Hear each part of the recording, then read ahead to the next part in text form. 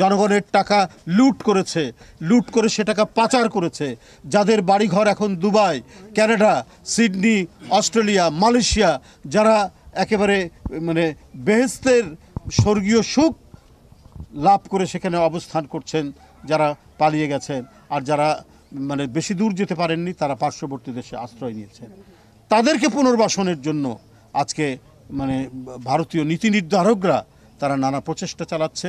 পৃথিবীর যত বড়ই শক্তিধর দেশ হোক, তারা যদি মনে করে এদেরকে আমরা নিয়ন্ত্রণে রাখবো, বশে রাখবো, এদেরকে আমরা দমিয়ে রাখবো, এদের উপর আমরা মাতবরি করব, এদেশের মানুষ সেটা কোনোদিনই সহ্য করেনি, এখনও সহ্য করবে না।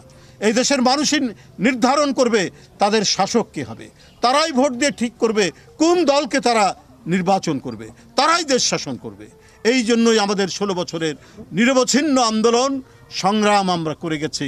আমরা নিজেরা বুকে গুলি বরণ করেছি, আমরা নিপীড়নের শিকার হয়েছি, অত্যাচারের শিকার হয়েছি, তারপরেও শেখ হাসিনার কাছে কেউ আত্মসমর্পণ করেনি। আমরা প্রত্যাশা করছি যে নিশ্চয়ই একটা অবাধ সুষ্ঠু নির্বাচন হবে, একটা যৌক্তিক সময়ের মধ্যে হবে।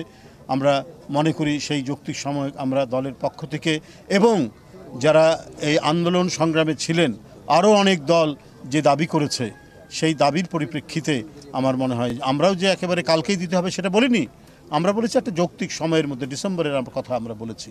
তো সেই ক্ষেত্রে তাদের মধ্যে আলাপ আলোচনা হওয়ার পরে নিশ্চয়ই একটা যৌক্তিক সময়ের মধ্যেই আমাদের অন্তর্বর্তীকালীন সরকার তারা নির্বাচন কমিশনকে জানাবে যে কবে ভোটটা হবে। তা আমাদের বিশ্বাস জনগণের দাবির প্রতিফলন হবে সরকারের সিদ্ধান্তের মধ্যে।